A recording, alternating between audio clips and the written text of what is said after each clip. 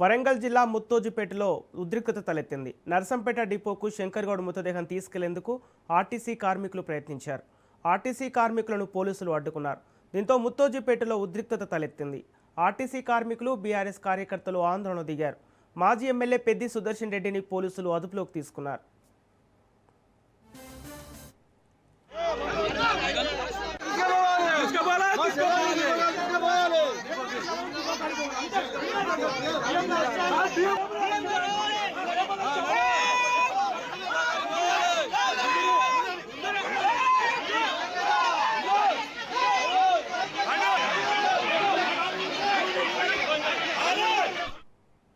నిన్న పెట్రోల్ పోసుకొని నిప్పంటించుకున్న శంకర్గౌడ్ కంచన్బాగు డిఆర్డీఓ అపోలోలో చికిత్స పొందుతూ మృతి చెందారు. ముత్తోజుపేటకు ఆర్టీసీ కార్మికులు, నేతలు చేరుకుంటున్నారు. ముత్తోజుపేటలో భారీ భద్రతా ఏర్పాట్లు చేశారు. శంకర్గౌడ్ అంత్యక్రియల్లో కేంద్ర మంత్రి బండి సంజయ్, బీఆర్ఎస్ నేతలు పాల్గొననున్నారు.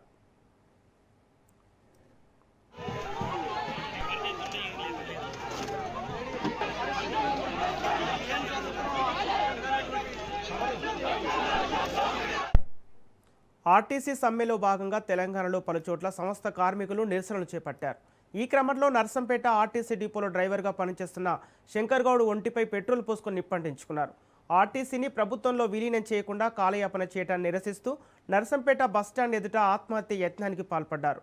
వెంటనే ఆయన్ను వరంగల్ ఎంజీఎంకు తరలించారు. అక్కడి నుంచి మెరుగైన వైద్యం కోసం హైదరాబాద్ తీసుకెళ్లారు. చికిత్స పొందుతూ తెల్లవారుజామున మృతి చెందారు.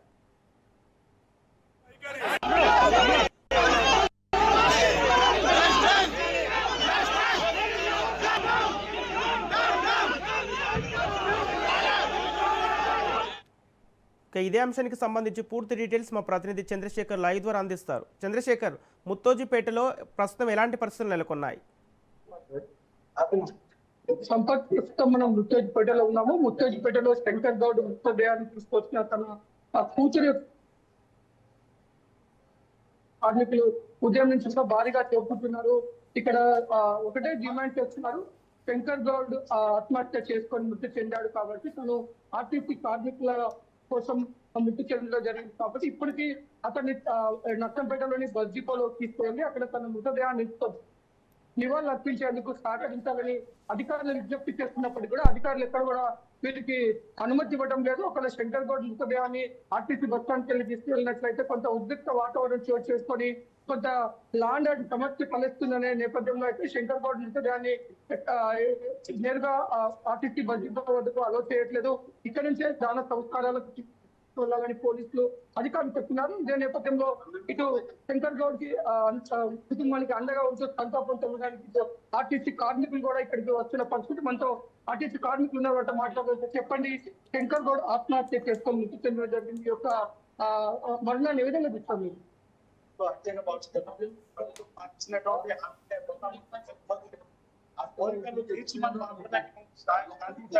సమ్మె చేస్తున్నటువంటి క్రమంలో యాజమాన్యం మా మీద ఒత్తిడి తీసుకొచ్చి ఆయనను డిఎం గారు మా పదజాలంతో మాట్లాడడం వల్ల మానసికంగా ఆయన ఉత్తరపడి ఆ యొక్క నిర్ణయం తీసుకోవడం జరిగింది. అయితే ఇది ప్రభుత్వ హత్యగానే మేము భావిస్తాం. మాకు ఇచ్చినటువంటి వాగ్దానం మేరకు వాళ్ళు మా సమస్యలు తీర్స్తే ఇలాంటి సంఘటనలు పునరావృతం అయ్యేది కాదు. కాబట్టి ఈ యొక్క సమస్యలు పరిష్కరించాలి. పునరావృతం కాకుండా మేము ఏమో ఉత్తమ కోరికలు అడుగుతలేము. చిన్న చేస్తాను ప్రభుత్వం మాకు మా సమస్యలు పరిష్కరించే వరకు ఈ పోరాటం ఇలాంటి మా ప్రాణాలు బలి చేసుకొని మేము ప్రతిసారి కూడా మాకు రావాల్సిన బెనిఫిట్స్ పొందుతాను. మేము చనిపోతేనే మా చిత్తాలు అంతవరదాకా ఏ ప్రభుత్వం కూడా మమ్మల్ని కనికరిస్తలేదు, ఏ ప్రభుత్వం కూడా ఇస్తలేదు. మీకు తెలుసు, ఇన్ని సమయం జరిగినప్పుడు కూడా ఇంతమంది జరిగిపోతేనే మాకు ఇస్తాం అంటూ చిన్నపాటిగా ఇస్తాను, కానీ మీకు పెద్ద ఉద్యోగులం కాదు. చిన్నపాటి మామూలు ఉద్యోగులం, మామూలు పిఆర్సీ నుంచి మామూలు మా సమస్యలు తీర్చుకోండి, మా విధానం మా ప్రాణాలు పనికొట్టాలి ఈ ప్రభుత్వం. కాబట్టి ఈ రోజు తెలంగాణ వచ్చినప్పుడు మేము విడిపోతే బాగుపడతాం అనుకుంటే విడిపోయిన వాళ్ళు బాగుపడ్డారు. విడిపోయినాక మేము చెడిపోయినాము. ఆర్టీసీ కార్మికులు ఆంధ్రలో బాగుపడితే ఇక్కడ మేము చెడిపోగలిగినాం. అంటే అక్కడ ప్రభుత్వంలో విలీనమైంది, ఇక్కడ విలీనం కాలేదు. మరి ఇచ్చినటువంటి మాటలు వాగ్దానం మేము ఏదో కోరతలేము. మీరు ఇచ్చిన వాగ్దానాన్ని మీ మాటను మీరు నిలబెట్టుకోమని మా జేఏసీ, మా పక్షాల, మా కార్మిక నాయకులు కోరుతారు. అది కూడా చేయకుండా ప్రభుత్వం నిర్లక్ష్య వైఖరి అవలంబిస్తారు.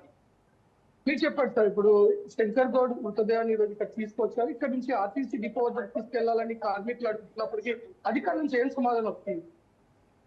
ఇప్పుడు అధికారులు ఇంతవరకు వాళ్ళ లోటుకుండా ఏం మాత్రం మాకు పర్మిషన్ లేదని నాయకులు చర్చలు చేస్తున్నారు. వాళ్ళు ఆ చర్చలు జరిపి వాళ్ళకు వచ్చి ఇన్ఫర్మేషన్ వచ్చేంత వరకు శవాన్ని ఇప్పటి వరకు ఏ ఆర్ఎం గారు కానీ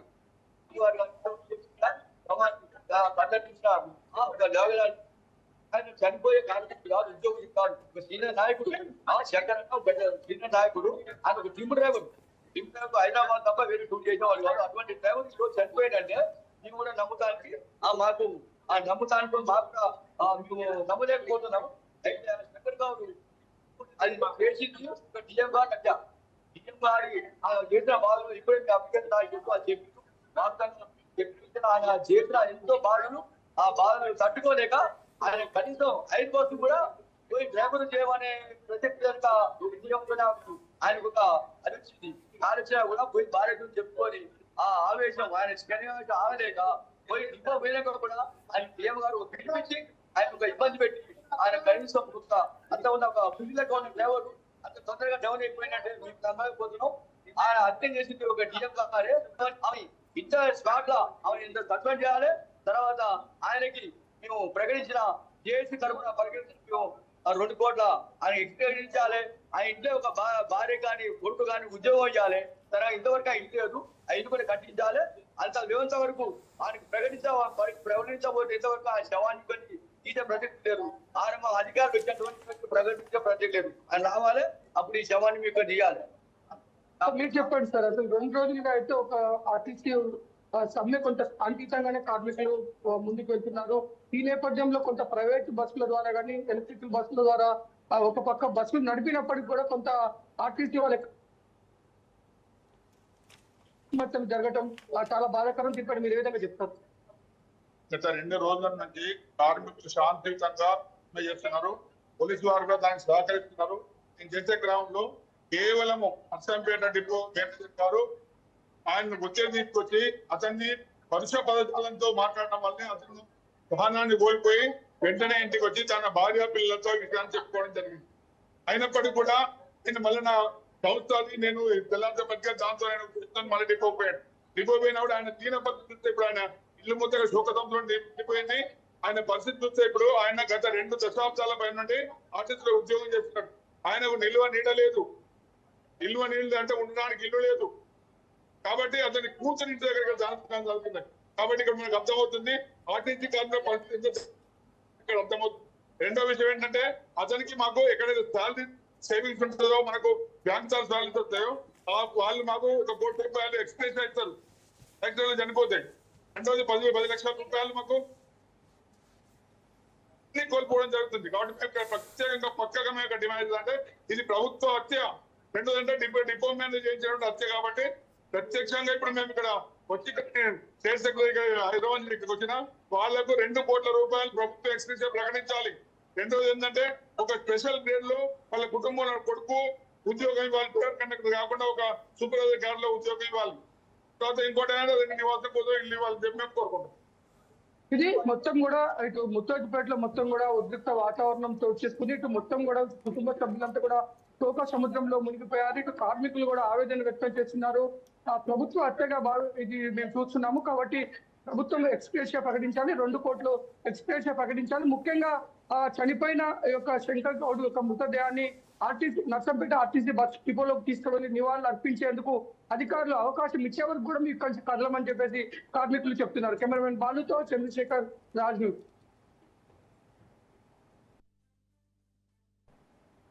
ఓకే, థ్యాంక్ యూ చంద్రశేఖర్.